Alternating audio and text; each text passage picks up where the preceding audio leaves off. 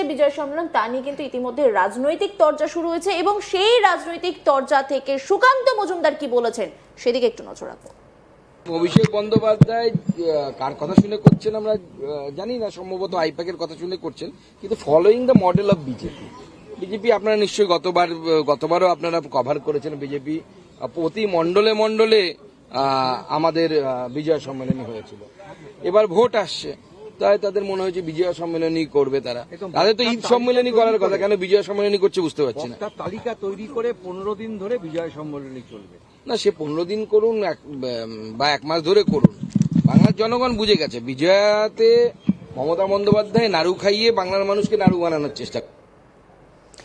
একেবারে সুকান্ত মজুমদার চাঁচাছোলা ভাষা আক্রমণ করলেন, কোথাও গিয়ে আবারও কিন্তু ধর্মীয় যে মেরুকরণের জায়গাটা অনির্বাণ সেটা আমরা দেখতে পারলাম, কারণ তিনি বললেন যে ঈদের তো করা উচিত, কেন উনি বিজয় সম্মেলন করছে সেটা আমরা বুঝতে পারছি না।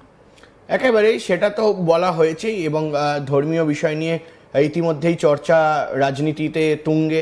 পশ্চিমবঙ্গে আমরা দেখেছি কিভাবে বিভিন্ন বিষয়ে কিন্তু হাইলাইট করা হয়েছে এবং এই ধর্মকে কিন্তু বিভিন্নভাবে ইউজ করা হয়েছে ইতিমধ্যে রাজনীতিতে। ফলে সে জায়গায় দাঁড়িয়ে এই বিষয়গুলো একেবারে পাল্টা কথা বা পাল্টা বিবরণ সেই সবগুলো তো আমরা দেখছি, কিন্তু তারই মধ্যে স্পষ্টত এই যে সুকান্ত মজুমদার আরও একটি কথা বলল যে তৃণমূল কংগ্রেস যেই মডেলটি ফলো করছে সেই মডেলটি হলো একেবারে বিজেপির, এবং বিজেপি নাকি গত বছর এই যে বিভিন্ন জায়গায় যে বিজয় সম্মেলনী বাড়িতে বাড়িতে পাড়ায় পাড়ায় সেই পাড়ায় পাড়ায় বাড়িতে বাড়িতে সেই বিজয় সম্মেলনী তারা পালন করেছে, তাদের দাবি সেটা। ফলে সে জায়গায় দাঁড়িয়ে কিন্তু স্পষ্টত 2026 সালের যে বিধানসভা নির্বাচন রয়েছে সেই বিধানসভা নির্বাচনে এক কণা জমি কিন্তু কেউ ছাড়তে নারাজ। এবং শুধু তাই নয়, স্পষ্ট বোঝা যাচ্ছে যে কোথাও গিয়ে দাঁড়িয়ে প্রতিটি উৎসব, প্রতিটি স্টেজ, প্রতিটি মোমেন্ট, প্রতিটি বিষয়কে কিন্তু এই মুহূর্তে রাজনৈতিক দলেরা কাজে লাগাতে উদ্যোগী রয়েছেন। ফলে সে জায়গায় দাঁড়িয়ে সেটা দুর্গাপুজোর মঞ্চ হতে পারে, সেটা কালী পুজোর মঞ্চ হতে পারে, সেটা কোথাও গিয়ে রামনবমী হতে পারে, হনুমান জয়ন্তী হতে পারে, বা বিভিন্ন ধরনের মনীষীদের জন্মদিন হতে পারে, সেটা স্বামী বিবেকানন্দের জন্মদিন হোক বা কোথাও গিয়ে ঈশ্বরচন্দ্র বিদ্যাসাগরের জন্মদিন হোক বা মৃত্যুদিন হোক বা কোথাও প্রয়াণ দিবস হোক বা কোথাও গিয়ে একেবারে গান্ধীজির জন্মদিন হোক বা গুরু নানক জয়ন্তী হোক। ফলে এই যে প্রতিটি যে একেবারে উৎসব বা প্রতিটি যে ইভেন্ট, সেই ইভেন্টকে কেন্দ্র করে কিন্তু এই মুহূর্তে রাজনৈতিক একেবারে বলা যায় যে আঁকচাকচি তুঙ্গে রয়েছে। উত্তরবঙ্গতে অভিষেক বন্দ্যোপাধ্যায় কি কোনো নেতা বা কোনো মন্ত্রী বা যারা রয়েছেন এমপি হোক সেটা এমএলএ হোক তাদের উপর কি আলাদাভাবে দায়িত্ব দিচ্ছেন কোনো বিশেষ নেতাদেরকে? দেখো, এই মুহূর্তে দাঁড়িয়ে দলের প্রতিটি নেতা মন্ত্রীকে বলা হয়েছে যে তারা যাতে আলাদা করে দায়িত্ব নেয় এবং 2026 সালের নির্বাচনটাকে অত্যন্ত গুরুত্বপূর্ণ হিসাবে নেয়। শুধু তাই নয়, প্রতিটি জেলা স্তরের যারা নেতারা রয়েছেন, যারা মন্ত্রীরা রয়েছেন, সাংসদরা রয়েছেন, বিধায়ক বিধায়িকারা যারা রয়েছেন, ব্লক স্তরের যারা প্রেসিডেন্ট রয়েছেন, তাদের সঙ্গে আলাদা করে পুজোর আগে প্রতিটি জেলাকে ধরে ধরে আলাদা করে বৈঠক করেছিলেন অভিষেক বন্দ্যোপাধ্যায়।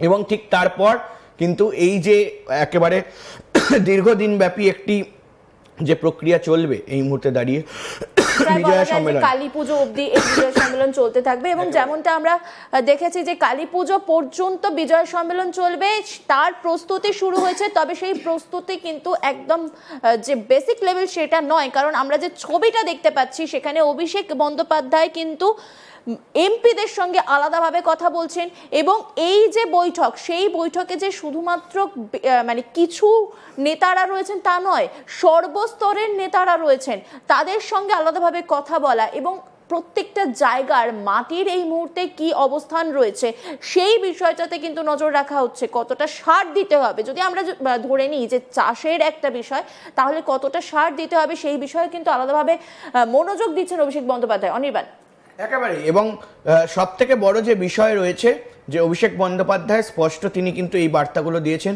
এবং শুধু তাই নয়, বাড়িতে বাড়িতে গিয়ে জনসংযোগ করতে হবে।